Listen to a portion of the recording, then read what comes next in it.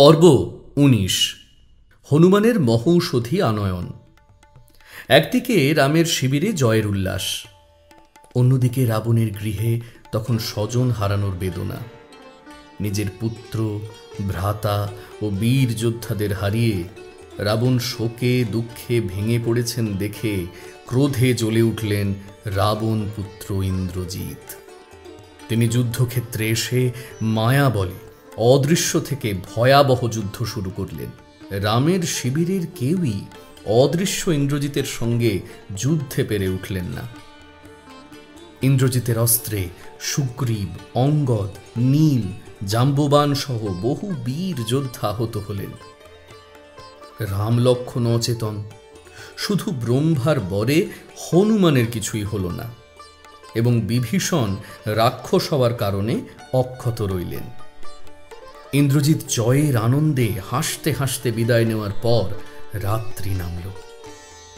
হনুমান ও বিভীষণ মশাল হাতে নিয়ে যুদ্ধভূমিতে ঘুরে ঘুরে সকলকে খুঁজতে লাগলেন। তারা দেখলেন যুদ্ধভূমিতে রক্তের স্রোত বইছে, চতুর্দিকে আহত বানর সৈন্য এবং অস্ত্রের পাহাড় জমেছে। মশালের আলোয় বিভীষণ বাণবিদ্ধ জাম্ববানকে দেখতে পেয়ে জিজ্ঞাসা করলেন, আর্য, আপনি কি জীবিত আছেন? জাম্ববান অতি কষ্টে উত্তর দিলেন, বিভীষণ, আগে বলো হনুমান জীবিত আছে তো? বিভীষণ অবাক হয়ে জানতে চাইলেন, আপনি সকলকে ছেড়ে আগে হনুমানের কথা জানতে চাইছেন কেন? জাম্ববান উত্তরে বললেন, কারণ হনুমান যদি জীবিত থাকে তাহলে আমাদের সৈন্যরা মৃত হলেও বাঁচবে, আর সে যদি মারা যায় তবে আমরা জীবিত হয়েও মৃত। হনুমান তখন সবিনয়ে জাম্ববানের পা ছুঁয়ে প্রণাম করলেন। জাম্ববান তাকে নির্দেশ দিলেন, বীর, তুমি সাগর পার হয়ে হিমালয়ে যাও। সেখান থেকে আরো দূরে কাঞ্চনময় ঋষভ পর্বত ও কৈলাস পর্বতের মধ্যে সর্বৌষধি সম্পন্ন ঔষধি পর্বত আছে। তুমি সেই পর্বতের শিখরে বিশল্যকরণী, মৃত সঞ্জীবনী, সুবর্ণকরণী ও সন্ধানী, এই 4 প্রকার মহৌষধি পাবে। তুমি এই সমস্ত ঔষধি শীঘ্র নিয়ে এসে বানরদের প্রাণ ফিরিয়ে দাও। আদেশ পাওয়া মাত্র হনুমান হাওয়ার বেগে হিমালয়ের উদ্দেশ্যে রওনা দিয়ে ঔষধি পর্বতে পৌঁছালেন। তাকে দেখে ঔষধিরা হঠাৎ অদৃশ্য হয়ে গেল। তা দেখে হনুমান ক্রুদ্ধ হয়ে গাছপালা, বন্য জন্তু ও বিবিধ ধাতু সমেত ঔষধি শৃঙ্গ উপড়ে নিয়ে ঝড়ের বেগে লঙ্কায় ফিরে এলেন।